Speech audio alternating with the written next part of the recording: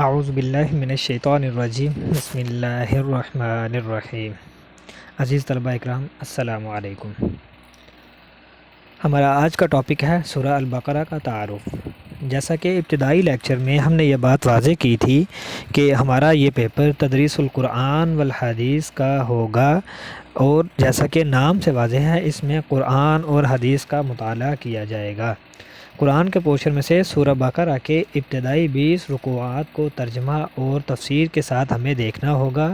50 number کا paper اس میں سے ہوگا، اور اسی طرح حدیث کے پورشن میں 42 احادیث ان کا ترجمہ اور تشریح ان کو دیکھنا ہوگا، اور 50 نمبر کا پیپر اس میں سے ہوگا۔ سورہ البقرہ کے رکوعات کا ترجمہ پڑھنے سے پہلے ہم مختصر سورہ البقرہ کا تعارف دیکھتے ہیں۔ سب سے پہلے ہم دیکھتے ہیں وجہ تسمیہ۔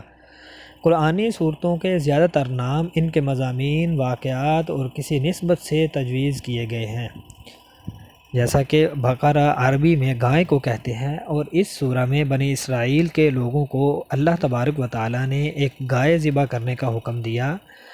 چونکہ یہ لوگ گائے ذبح نہیں کرنا چاہتے تھے اور ان کے اندر کئی سالوں سے گائے کی پوجا کی جاتی تھی، اور اس واقعہ کی مناسبت سے یہ کافی لمبا گائے والا واقعہ اس سورہ میں ذکر ہے، اور اسی وجہ سے اس سورہ کو سورہ البقرہ کا نام دے دیا گیا۔ زمانہ نزول، یہ سورہ مدنی ہے، یعنی یہ بات بھی ہم طے کر چکے قرآن کریم کے تعارف کے پیش نظر کہ مکی صورتیں کون سی ہوتی ہیں اور مدنی صورتیں کون سی ہوتی ہیں۔ جو صورتیں ہجرت مدینہ سے پہلے نازل ہوں، چاہے آپ مکہ میں ہوں چاہے مدینہ میں ہوں، وہ صورتیں مکی صورتیں کہلاتی ہیں، اور جو صورتیں ہجرت مدینہ کے بعد نازل ہوں، چاہے آپ اس وقت مکہ میں مقیم ہوں یا مدینہ میں مقیم ہوں، وہ مدنی صورتیں کہلاتی ہیں۔ چونکہ یہ سورہ ہجرت کے بعد نازل ہوئی، اس لیے یہ سورہ مدنی صورت ہے، اور مدنی صورتوں میں اس کا پہلا نمبر ہے، اور قرآنی ترتیب کے لحاظ سے اس کا دوسرا نمبر ہے، اور یہ قرآن پاک کی سب سے طویل صورت ہے۔ یہ اکثر پیپر میں شارٹ کویسچن کے طور پر پوچھا جاتا ہے، قرآن کریم کی سب سے طویل ترین صورت کون سی ہے، اور وہ سورہ البقرہ ہے، جس کے 40 رکوعات ہیں اور اس کی 286 آیات ہے۔ اہم مضامین، جتنے اہم مضامین اور احکام اس سورہ میں بیان کیے گئے ہیں، مفسرین کے نزدیک اتنے کسی اور صورت میں بیان نہیں ہوئے، اس لحاظ سے یہ سورہ اور اس کا مطالعہ ہمارے لیے بہت اہم ہے۔ سب سے پہلے جیسے ہی اللہ تبارک و تعالی سورہ بقرہ کو شروع کرتے ہیں تو سب سے پہلے متقین کی صفات بیان کرتے ہیں۔ الف لام میم ذالک الکتاب لا ریب فیہ ھدی للمتقین، یہ وہ کتاب ہے جس میں کوئی شک نہیں ہے، ہدایت ہے متقین کے لیے۔ آگے فرماتے ہیں متقین کون لوگ ہیں؟ الذین یقیمون الصلاۃ ویؤمنون بالغیب ومما رزقناہم ینفقون، وہ لوگ ہیں جو نماز قائم کرتے ہیں غیب، الذین یؤمنون بالغیب ویقیمون الصلاۃ ومما رزقناہم ینفقون، جو غیب پر ایمان لاتے ہیں، نماز قائم کرتے ہیں اور اللہ کے دیے ہوئے مال میں سے اس کی راہ میں خرچ کرتے ہیں، آسمانی کتابوں پر ایمان لاتے ہیں، وبالآخرۃ ہم یوقنون، اور آخرت پر پختہ یقین رکھتے ہیں۔ عزیز طلبہ، یہاں یہ بات نوٹ کر لی جائے، پیپر پوائنٹ آف ویو سے یہ بہت اہم سوال ہے، بعض اوقات لانگ کویسچن کے طور پر بھی پوچھ لیا جاتا ہے، متقین کی صفات تفصیل سے بیان کریں، بعض اوقات شارٹ کویسچن میں پوچھ لیا جاتا ہے متقین کی صفات بیان کیجیے، تو یہ نوٹ کر لیں۔ نمبر 1 وہ غیب پر ایمان لاتے ہیں، نمبر 2 نماز قائم کرتے ہیں، زکوٰۃ ادا کرتے ہیں، آسمانی کتابوں پر ایمان لاتے ہیں اور آخرت کے دن پر پختہ یقین رکھتے ہیں۔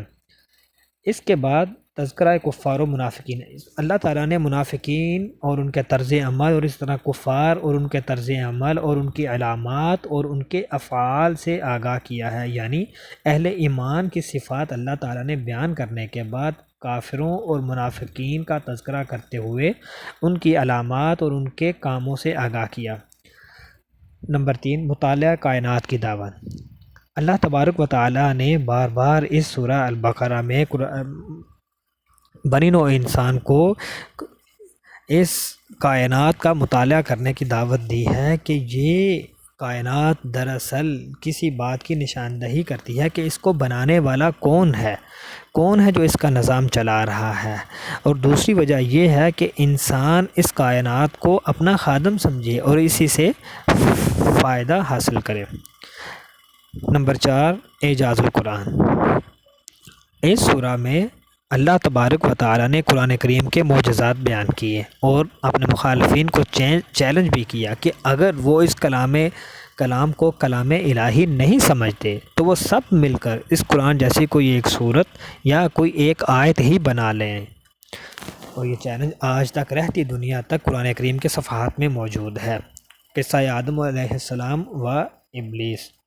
اس سورہ کے چوتھے رکوع میں حضرت آدم علیہ السلام کی تخلیق کا مفصل واقعہ بیان ہوا ہے اور حضرت آدم علیہ السلام کو فضیلت کس بنیاد پر دی گئی جس کی وجہ سے فرشتوں کا حضرت آدم علیہ السلام کو تعظیمی سجدہ کرنا، اور پھر حضرت آدم علیہ السلام کا جنت میں رہنا اور پھر وہاں سے اخراج، اس سارے واقعات پر تفصیل سے روشنی ڈالی گئی ہے۔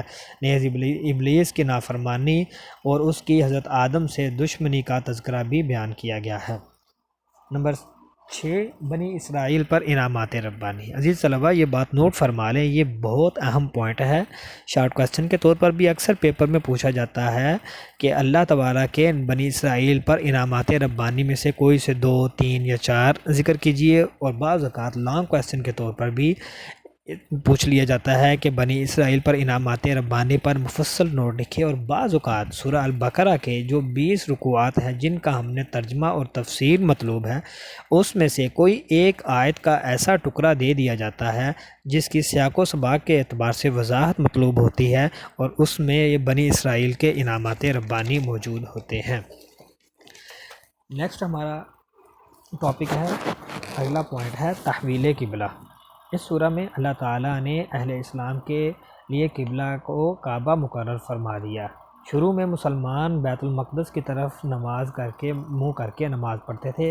نبی اکرم صلی اللہ علیہ وسلم کی خواہش کی پیش نظر اللہ تبارک و تعالیٰ نے مسلمانوں کا قبلہ ابراہیم علیہ السلام اور ان کے بیٹے اسماعیل علیہ السلام کا تعمیر کردہ گھر بیت اللہ کو مسلمانوں کا قبلہ بنا دیا، اور اس سورہ میں اس واقعہ کا بھی ذکر ہے۔ 8واں اس کا پوائنٹ ہے شرک کی ممانعت۔ اس سورہ میں اللہ تبارک و تعالیٰ نے شرک سے بچنے کی تلقین فرمائی، کیونکہ شرک ایک بہت بڑا ظلم ہے۔ اللہ تعالیٰ فرماتے ہیں، میں جس کو چاہوں گا بخش دوں گا، لیکن مشرک کی نجات کبھی بھی نہیں ہوگی۔ انفاق فی سبیل اللہ۔ سورہ بقرہ کے مضامین میں سے 9واں پوائنٹ یہ ہے کہ اللہ تعالیٰ نے اس میں اپنی راہ میں خرچ کرنے کا حکم دیا ہے۔